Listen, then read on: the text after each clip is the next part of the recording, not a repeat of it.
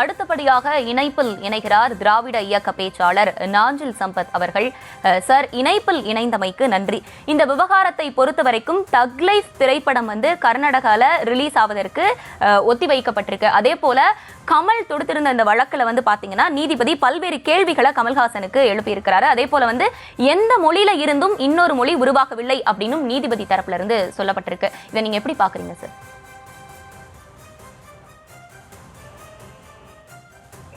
அந்த நீதிபதியினுடைய தீர்ப்பு ஆச்சரியமாக இருக்கிறது. தமிழ் மொழியினுடைய மாண்பை அந்த நீதிபதி தெரிந்து கொள்ளவில்லை என்பதை கூட நான் பெரிதாக எடுத்துக் கொள்ளவில்லை. ஆனால் ஒரு மொழியில் இருந்து இன்னொரு மொழி பிறக்க முடியாது என்று சொல்வது அபத்தமான வாதம். கன்னடமும் கலிதெலுங்கும் கவின் மலையாளமும் துளுவும் உன்னிதிரத்து உதித்தெழுந்தே ஒன்று பெற ஆயிடினும் ஆரியம் போல் உலக வழக்கு அழிந்து ஒளிந்து சிறையாவும் சீரிழமை பிறந்து என்று சேர்ந்திருந்து வாழ்த்துதுமை என்று பாடிய மனோன்மணி சுந்தரம் பிள்ளை என்ன முட்டாளா? மொழியிலே ஞானம் இல்லாதவர்கள் இப்படிப்பட்ட தீர்ப்பை வழங்கியிருப்பதாகவே நான் கருதுகிறேன். இந்த தீர்ப்பை ஏற்றுக்கொள்ளவே முடியாது.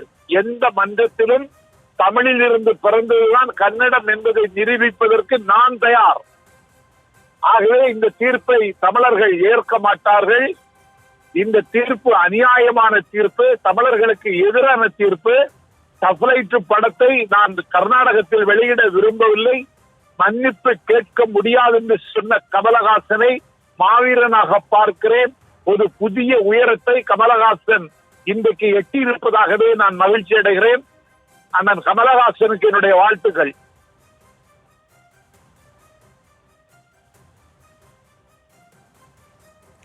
சார், இப்போ நம்ம கன்னட மொழியை சிறுமைப்படுத்தும் எண்ணம் இல்லை அப்படின்னு நடிகர் கமல்ஹாசன் விளக்கம் அளித்திருக்கிறாரு. இருந்தாலும் இது போன்ற போர்க்கொடி தூக்குவது சரியா? நீங்க என்ன நினைக்கிறீங்க?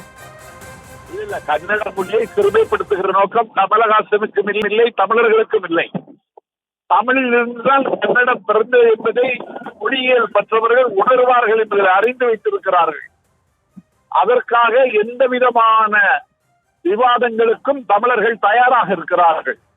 ஆனால் இப்படி ஒரு நீதிபதி தீர்ப்பு வழங்கியதன் மூலம் ஒரு மிகப்பெரிய பாவத்தை இவர் செய்திருக்கிறார். அந்த பாவம் எங்கே கொண்டு போய் விடும் என்று எனக்கு சொல்ல தெரியவில்லை. தமிழில் இருந்துதான் கன்னடம் பிறந்தது.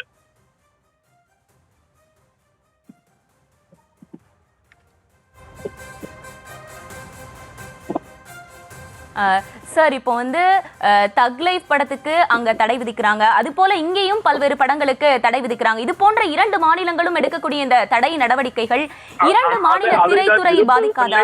அதை நான் விரும்பவும் இல்லை, அதற்கு அனுமதிக்கவும் கூடாது. தக் லைஃப் படத்தை திரையிடுவதற்கு கர்நாடக அரசு பெருந்தன்மையோடு முன்வர வேண்டும். ஆனால் தமிழ்நாட்டில் கன்னட திரைப்படங்களுக்கு தடை விதிக்க முடியாது என்பதை விட கூடாது. தமிழ்நாடு முதலமைச்சர் இதிலே கண்ணம் கருத்தமாக இருக்க வேண்டும்.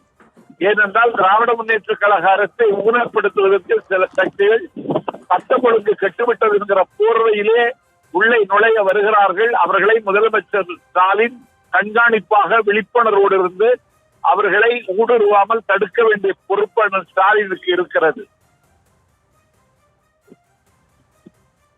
சார், அதான் சார், இந்த 2 மாநிலங்களும் எடுக்கக்கூடிய இந்த நடவடிக்கைகள் திரைத்துறையை பாதிக்காதா? ஏன்னா திரைத்துறையில பல்வேறு ஊழியர்கள் வேலை பார்க்கறாங்க, அவங்களோட ஊழியர்கள் பாதிக்கப்பட மாட்டாங்களா?